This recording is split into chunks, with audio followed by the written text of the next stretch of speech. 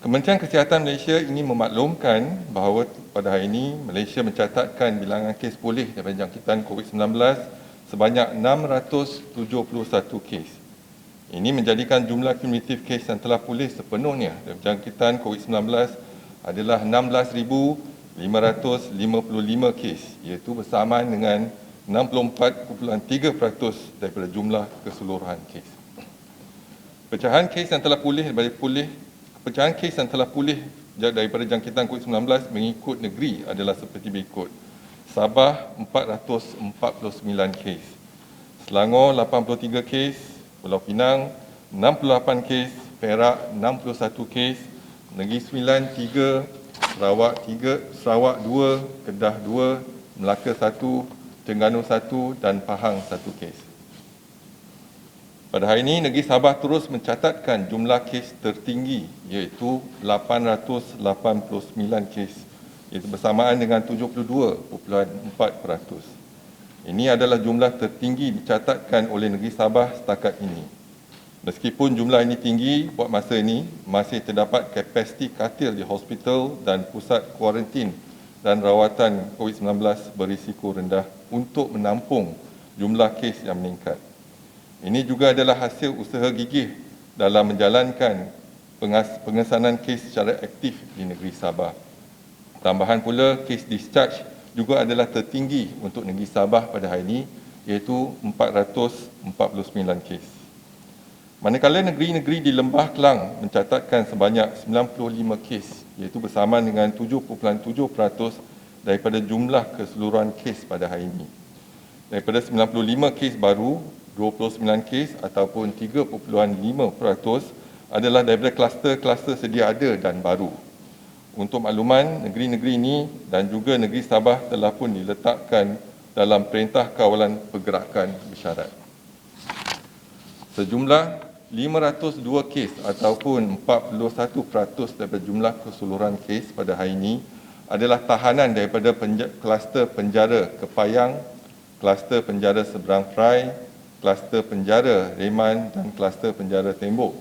Kes-kes ini sememangnya terasing di dalam penjara. Sebanyak 2 kes merupakan pengunjung yang pulang dari negeri Sabah yang menjadikan jumlah kes dilaporkan mempunyai sejarah perjalanan ke negeri Sabah sejak 20 September 2020 adalah sebanyak 468 kes. Secara keseluruhan sehingga 20 Oktober 2020 jam 12 tengah hari, sebanyak 1,228 kes baru telah dilaporkan.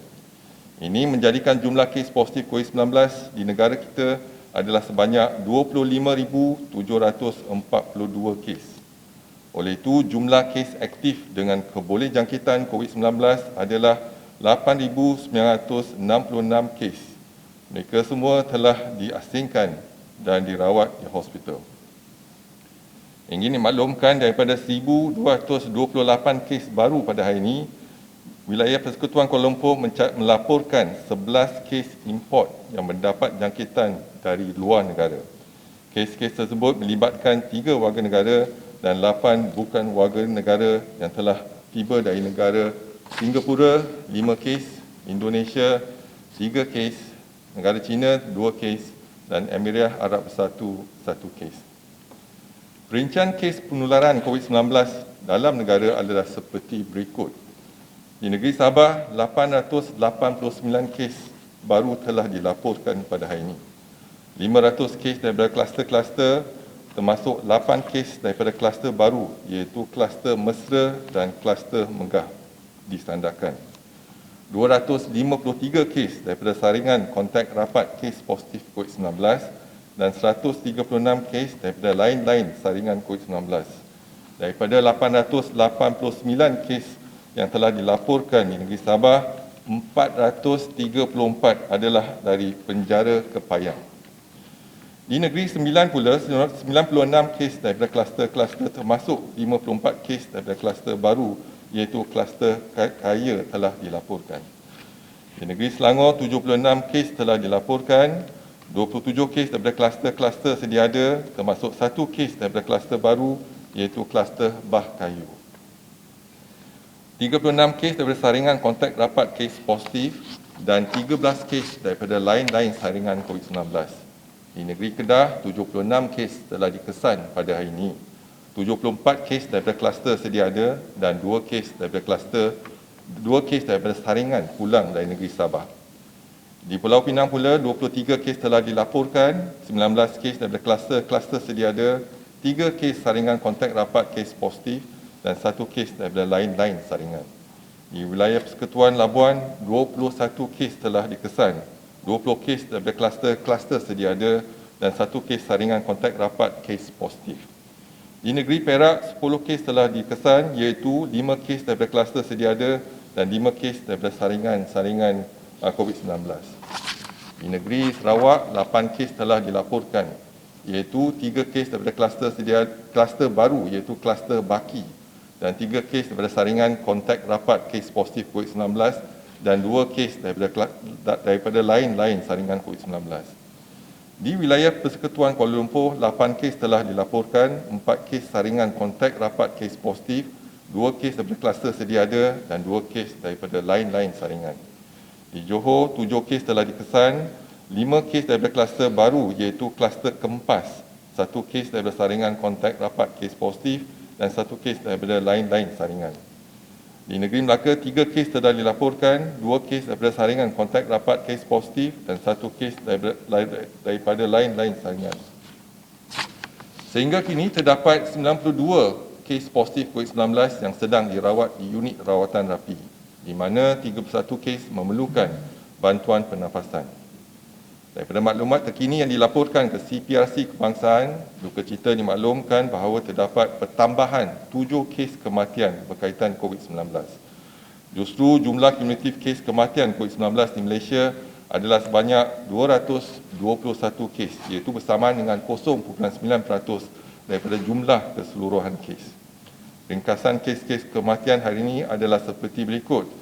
Kes kematian 215 iaitu kes nombor 13,507, seorang lelaki warga negara berusia 88 tahun iaitu mempunyai latar belakang penyakit darah tinggi. Beliau meninggal di Hospital Tuaran.